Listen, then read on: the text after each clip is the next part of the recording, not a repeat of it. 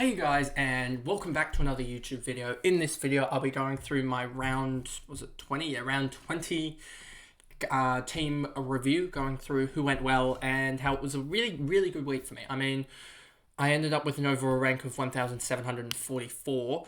Well, that was my overall rank now, and then a round rank of 1,266, so a really good round, including. Well, it was at about 300 before LDU and Sheasel knocked it back a lot. And then team value, 22.76 million, I believe. And that's gone up to, that was it before round 20. And now it's at around 22.93. So I think that's even going to be enough at its current state. But I would like to get it up towards that. Over 23 will allow me to get that 23rd premium. And a round 20 score of 25.81, which was, one of the highest. And it was about, I think, 50 off the top. Let me just quickly check that for you guys. Round 20, the top score was 27.19. That is ridiculous. How have they pulled that off?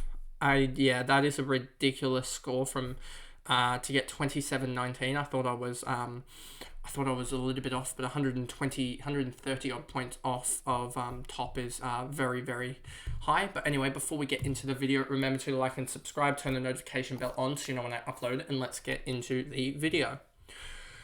So as you can see here, really happy with my side. I mean, my lowest score was a 70 and a 77. So I mean, I probably needed, let's look at the forwards wise. Forwards last round, was there anyone that really blew it open that I could have actually had? McRae over Windhager would have got me another 37 points. That would have got me to the 2600s, as well as having Tim English captaincy over Jack Steele. That would have got me another 37, so we're talking about 74 points. Would have got me to 2650 realistically, and just trying to look if there was any defenders that really went big that I could have had. Bailey Dale over Doherty would have got me another 50 points, and that's probably where that guy basically had all his points, or a Whitfield or something like that, but I wasn't going to chance it with those guys I don't think will perform week in, week out. And then also having the likes of a Trotlaw over a Darcy Parish is probably where he got all his points, or a Viney or something like that. So he would have had to have basically all 140s, because even with the captaincy, you're still looking a good 150 captaincy score, which he had in English. You're still looking at needing somewhere other 300 points on top of everyone going 100 plus. So that's where he really tried to, I guess he got lucky in his picks. So we'll start off. Jordan Dawson, 134, absolutely huge. Again, he got the 7 and 5, which was ridiculous, as well as 3 behinds here, which I guess got the free kicks differential back in his favour by 1 point, and then 21 and 20 so 41 in total from non-disposal points is still a really good output, and that's where he got to the 134, because he also had 34 touches as well.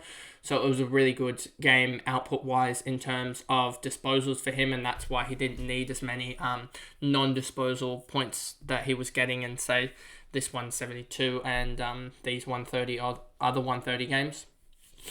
Then we move on to Nick Dacos at 97. He's just not getting the marks that I think he's capable of. Only, 27 non-disposal points, but he's also getting close to 45 plus 26, 71. He's getting 70 odd almost disposal points, so he only needs like 30 non-disposal points to get up there. And I would like to see him just finish those chances that he's getting in front of goal, because that would get him even if he kicked one of these 2 behinds into a goal, that's a 102 right there, as well as the potential, if he didn't give away a free kick, that's a 105 right there. So he has a potential. This game could have easily been a 110 if he just had the free kicks and the behinds go in his favour. And so I don't think it's that bad and worrying. And obviously it's Nick Dacos, so he's going to be in our side for a long time. And it's probably going to be that midfielder that we start with, I would say. Sicily, 95. He's just really good at the moment. I mean, even though he's getting somewhat tagged, he's still able to put up a 90-odd score, and I think he's one of the best defenders to have at the moment. I mean, just looking at his run, is there any real tough... He could find a tough matchup, but I'd have to look in the last couple rounds, given that my plans are almost preset for the next little bit, what I'm going to do. And I think Sicily is going to be the type of guy that I want to be able to keep at the moment, because I don't really see a defender lining up well in that pocket where he has those tough couple of games. Because I mean, I think Freo is actually an easier game. If we look, did he play Freo? He played Freo for a 70, so he might get forward. He might get a forward tag there, but I think he'll be fine against them. He also has Melbourne and Western Bulldogs. Western Bulldogs are 96, Melbourne are 103, so he's fine there. And this week he has Collingwood, and Collingwood he did not play, did he? Or they haven't even played Collingwood yet, so I think he's fine on that front. Doherty, 87. He was on for 110, got a slight little knock in the last quarter, which is all fine. He's not going to be injured, but it just caused him to have such low game time. I mean, he's 10, 11, 12% down on game time. And if you translate that, that's a 105, I think, 110. And even though he came back on, he didn't do anything because he was still running injured. So I think he could have even gone 115, because I think it was on 85 or 83 at three-quarter time. And that translates directly to a 110, potentially, with the way Doherty seems to like to score late. That could have been a 115, 120. But an 87 when most people have him is fine. Sinclair got tagged in the first quarter, let loose in the second. He scored a 60 in the second, I believe. And yeah, just dominated. 106 is good enough for him. And yeah, just happy and looking forward to... there is a potential for me to potentially drop him the last two games, as he does have a tough run coming up, but we'll have to wait and see on that front. Stewart, 112, just doing his thing. He could have easily gone more, but just happy to take a big ton from him. And then Chesser and Mullen. Chesser, 31, doesn't really help me, but it could help me in the long run if Laird doesn't score more than the guy that I'm going to bring in. And then Mullen not playing. Hopefully that can help with loopholes. Bont, 86. His first real bad score in a while. Just got forward tagged. Just got midfield tagged by Ward in the second, third, and fourth quarter, and just did nothing. He basically scored half of his points in the first quarter. And yeah, just really sucks because he was on 13 or 14 disposals, and yeah, he was just running it a light. And 86 in the end really sucks, because I thought that was the best VC. He does have a really good run, so that's why I'm looking at potential Dogs players. Hint, hint, nudge, nudge. But I'm happy with Bont, and yeah, he's probably been my pick of the season anyway, averaging 114, and being probably, I think he was priced at around, what was he priced at, 100, was he priced at 100 last year? 100.6, so he's already 13.7 up on his average, which is absolutely fine. As a premium, 13.7 is ridiculous. Zach Merritt, 112. He struggled the last three, but I mean, I picked him for this. But he did a 140 against the Swans. He struggled in the other games, but I mean, having him at the moment has been been quite fun, because I have a feeling against West Coast this is a VC waiting to happen, because they play on the Saturday morning. And I mean, I don't really think Dacos might get tagged, to be honest, but I think that could be my captain. That he plays at 4:35 and a 1:45. I don't know if that's going to be what I do. I have it already preset, but we'll have to wait and see on that one. I have to go back and check. But Merritt is definitely going to be my VC this week over Parrish, just because I think Merritt can attract those marks a little bit better than Parrish does. I mean, it doesn't really show it terribly much, but I think there's a better scope for Merritt in these last little bit to say that he's going to get the marks. I mean, Parrish is getting a little bit more tackles wise. I think I can see here. Maybe they're roughly even. I think just Merritt is slightly better, 112, and Parrish is a 107. So I think Merritt is just slightly better as a VC next week. Dunkley, 137, best pickup of the week, basically. It was the obvious pickup, and he went huge. And now he's got Freo, Adelaide, Collingwood, and St Kilda. And he'll be back in the forward line, meaning I can get another midfielder in effectively for Himmelberg. And I mean, that's just good business, I guess. As that midfielder that I get probably from the Dogs is going to outscore Himmelberg, I am really, really comfortable with that. Then we move on to Petrarca here, and North, Carlton, Hawks, and Sydney is an easy run home. A 108 average for the year, and the 118 was just ridiculous. Did well against the Tigers, and probably could have easily gone to 130 here if he'd kicked straight. But it was a weird one, and I'm just hoping now, looking at Petrarca, that he gets that forward status for next year. I don't know the exact percentages that he's on, but I mean, I can check on this one and see what he is. CBAs, look at CBAs for Melbourne. And we see roughly Petrarca is 63%. That's going to be tight. That is going to be tight for forward status.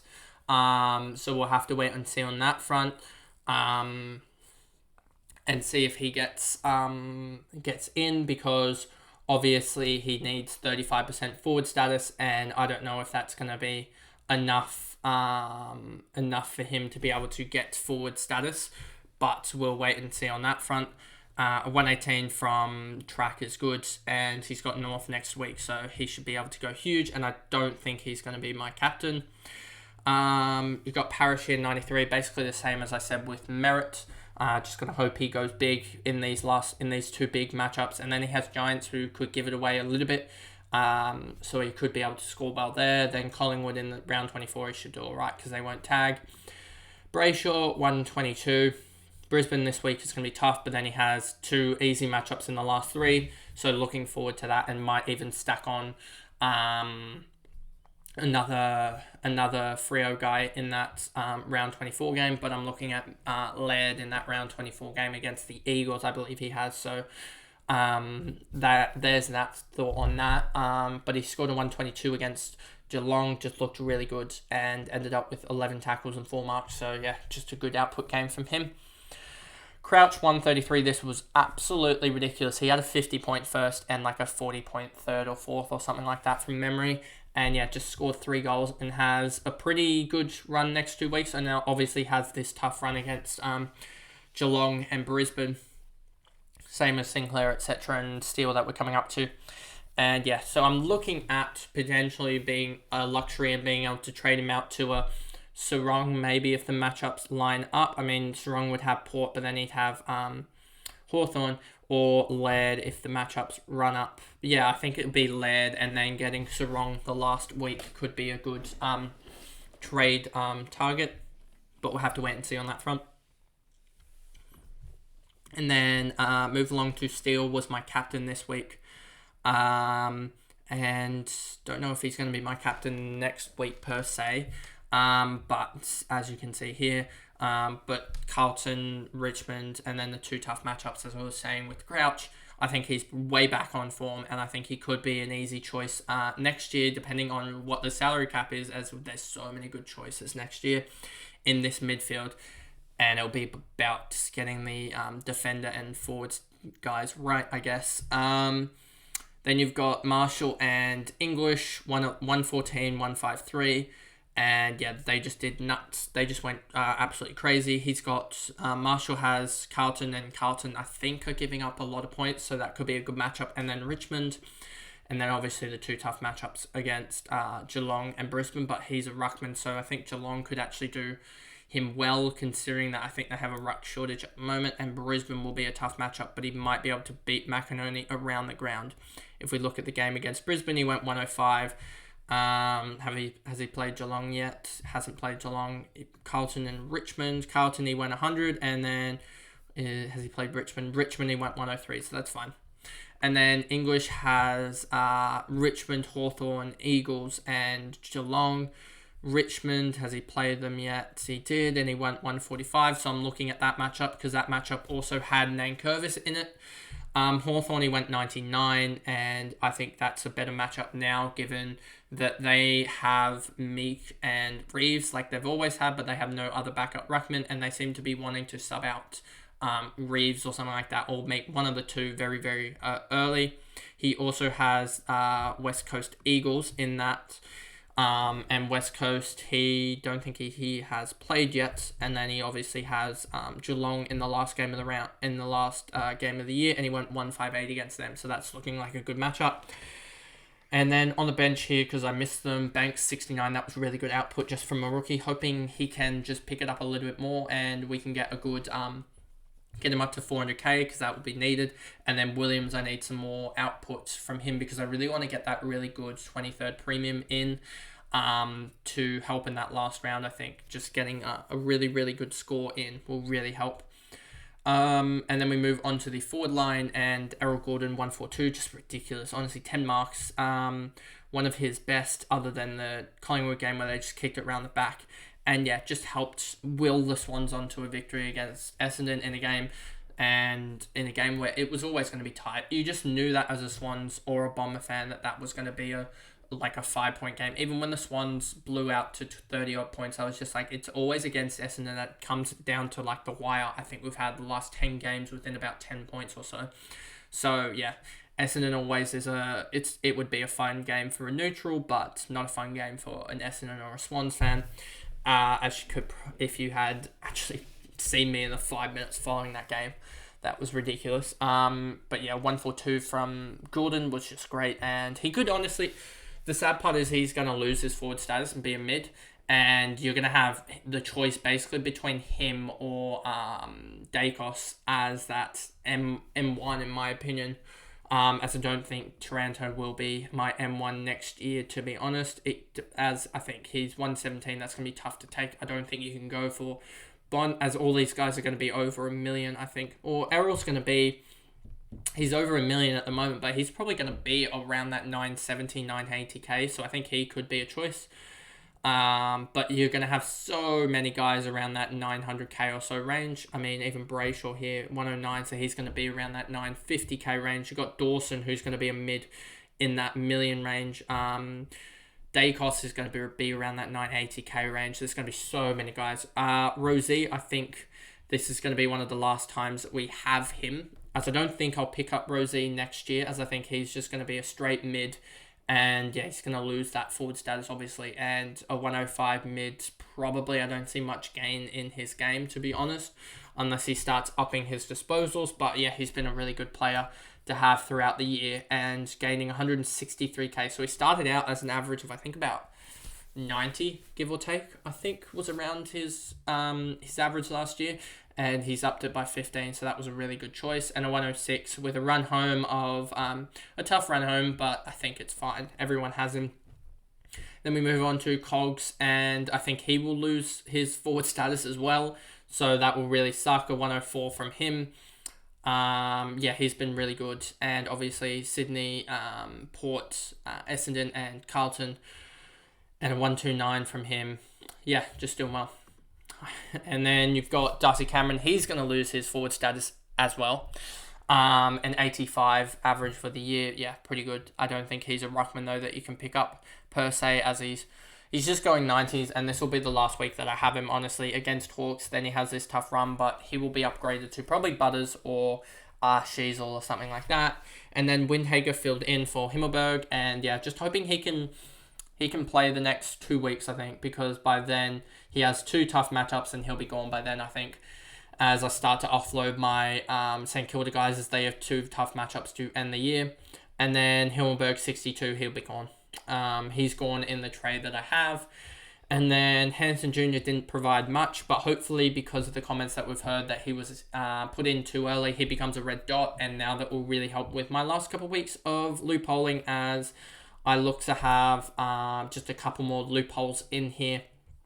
And then Ramsden didn't play because, yeah, but that also helps because I now hopefully will be able to have a defender loophole, a midfield loophole, a ruckman loophole, and a forward loophole to be able to play around with stuff, which I think is really needed at this time of the year. Yeah, I'm sort of disappointed that we have I think this will be a year of change next year, because, you know, we lose so many forwards to midfield status. I mean, you've got you have like Cripps and stuff like that, and Green, which will always be forward. McRae might keep forward status, which could be huge next year, could become that. Flanders will lose it. Miller, I think, will lose it as well. Sheasel will lose it, but he might gain midfield, depending. If we go to 3-round averages, this will sort it out.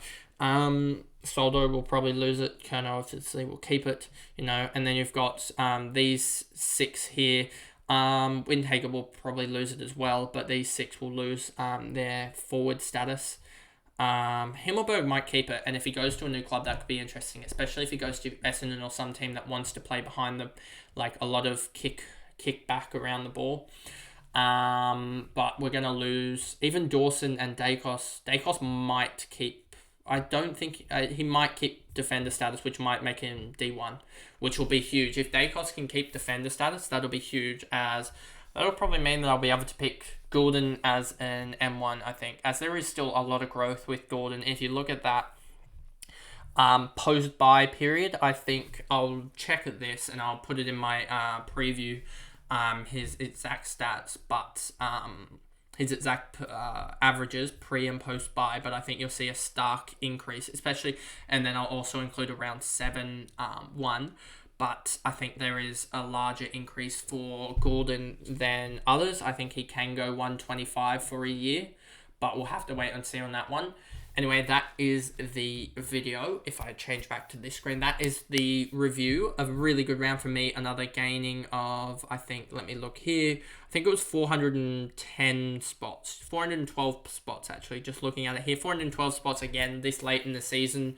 That's a 5th of my rank. Anyway, hoping to do that again, because if I can do that 2 more times, I get in the top 1,000. And top 1,000, I think, is a goal for me this year. I think I can make top, because I know people that are around 400 points ahead of me that are around top 300 or so. So I think I can make top 700, 800 at a push. But I think top 1,000 is the goal for me. And yeah, so I'll see you guys in another video, which will be my trade targets for round 21. And then you'll have my predictions and preview for round 21. Thanks, guys. Goodbye.